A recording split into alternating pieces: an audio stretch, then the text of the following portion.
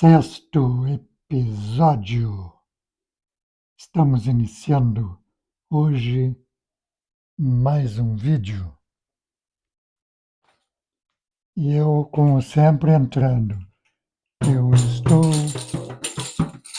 perdendo o contato com você. Não sei como é que isso foi acontecer.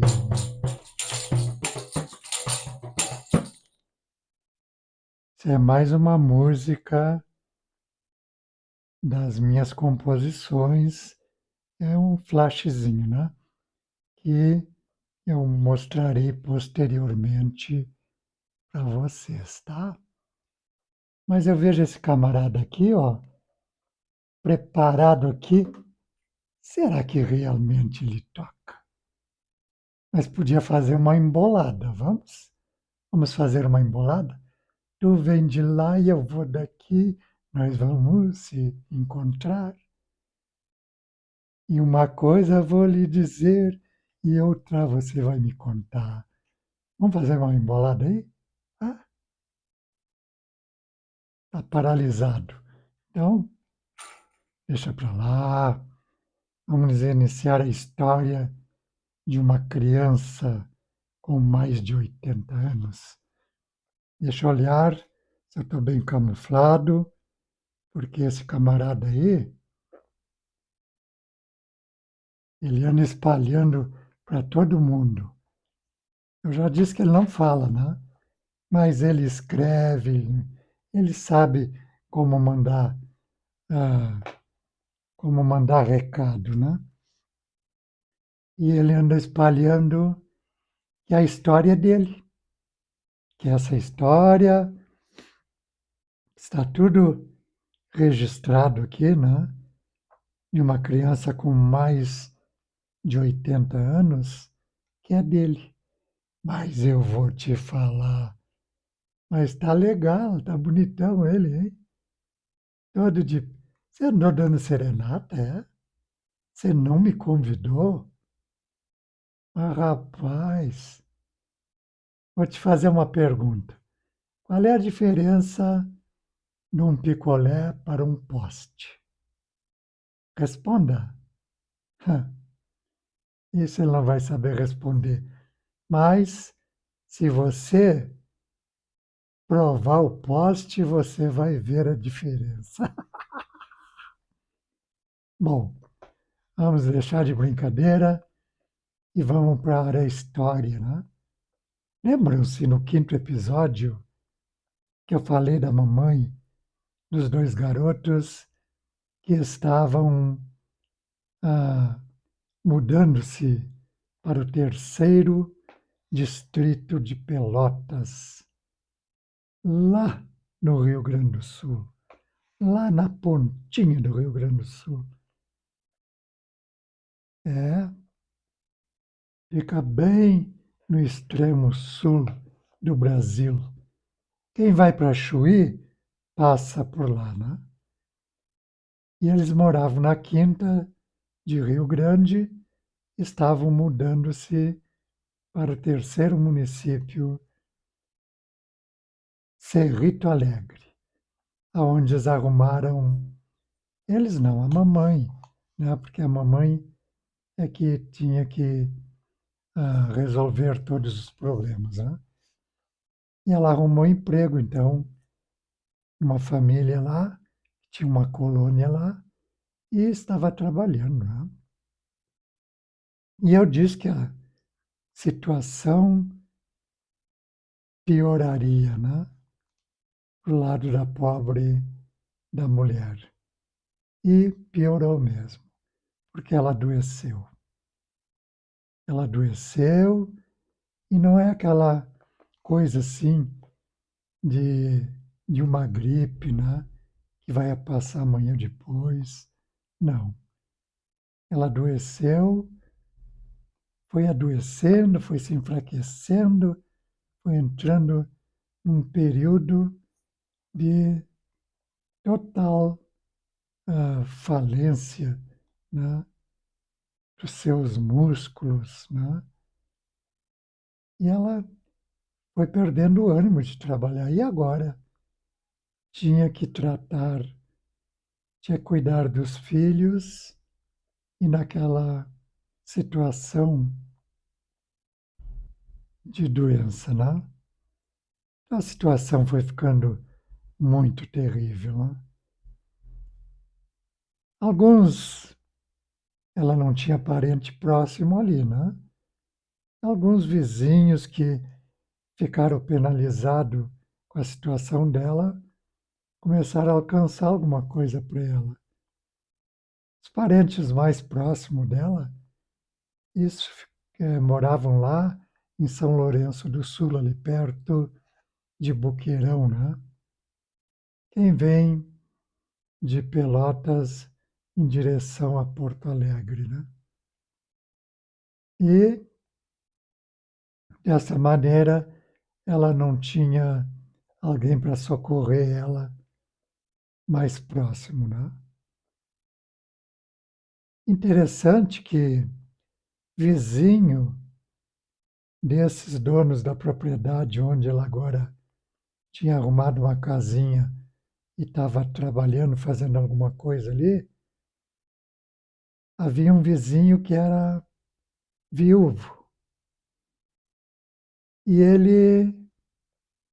ah, ele tinha duas ou três casas, ele estava numa situação equilibrada, mas vivia muito jogado, né?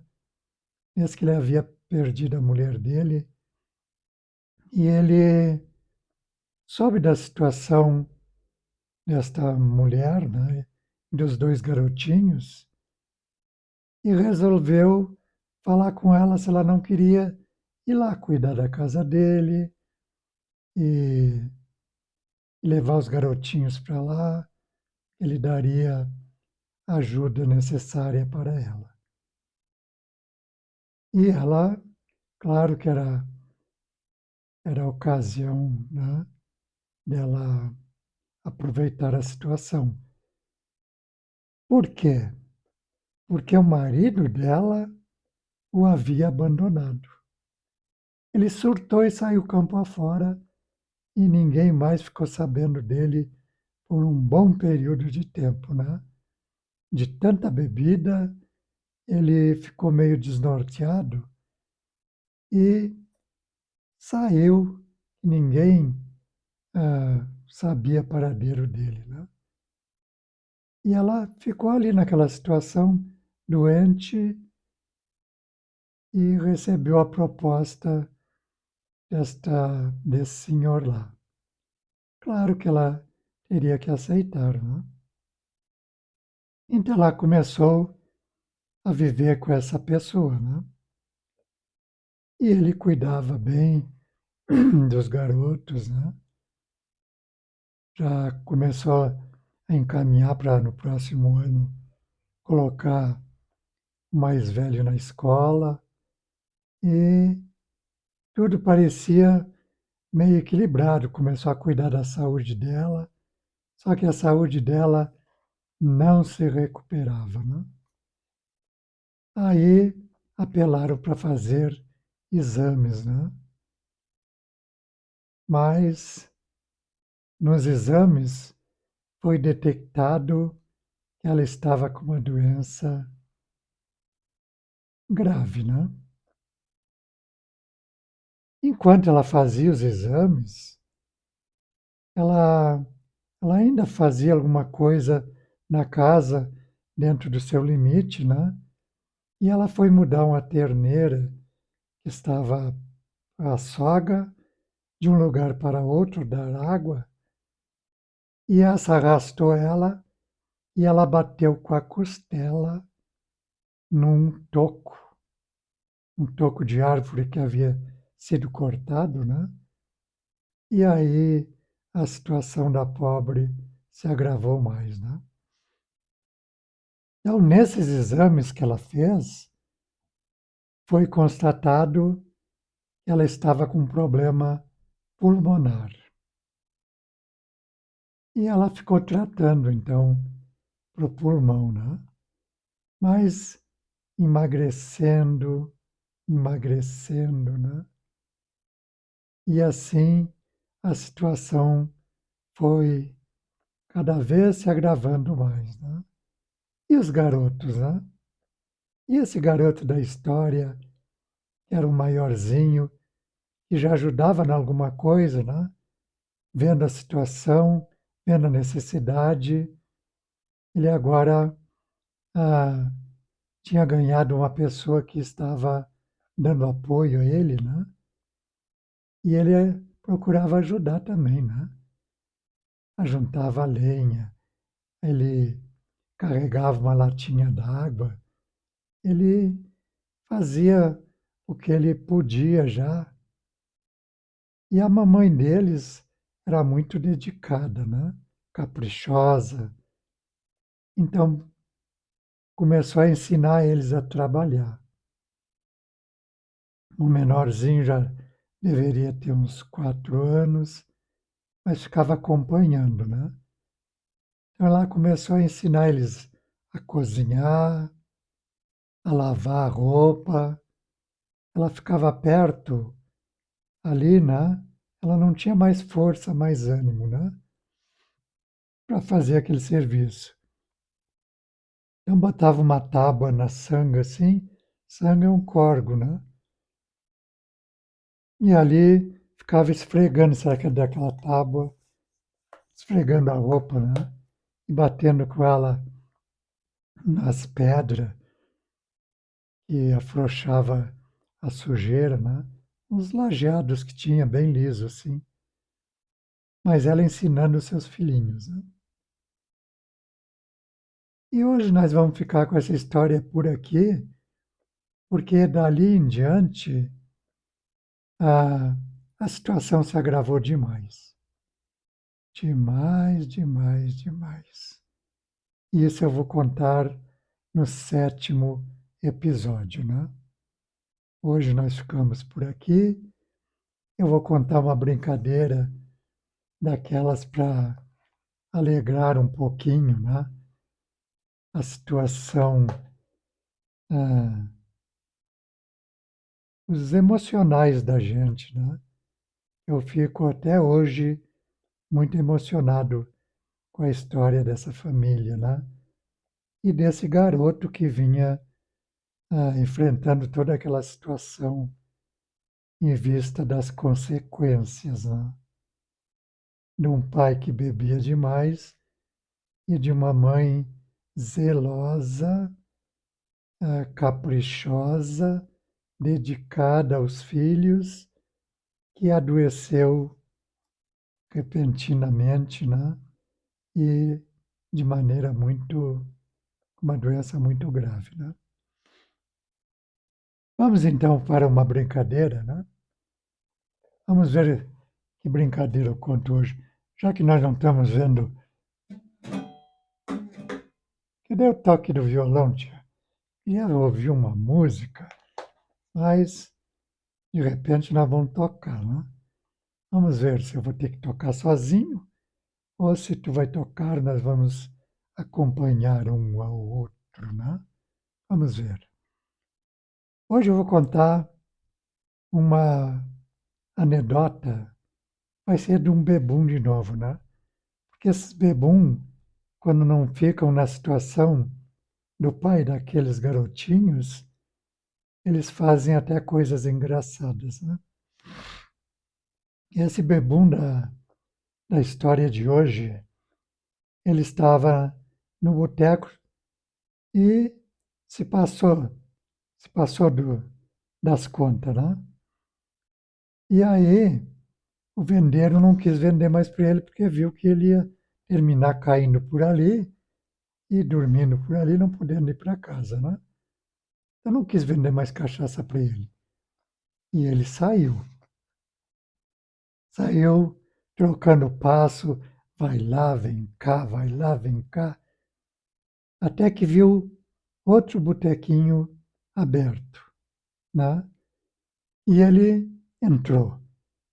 O bebum, quando passa dos limites, ele quer mais, né?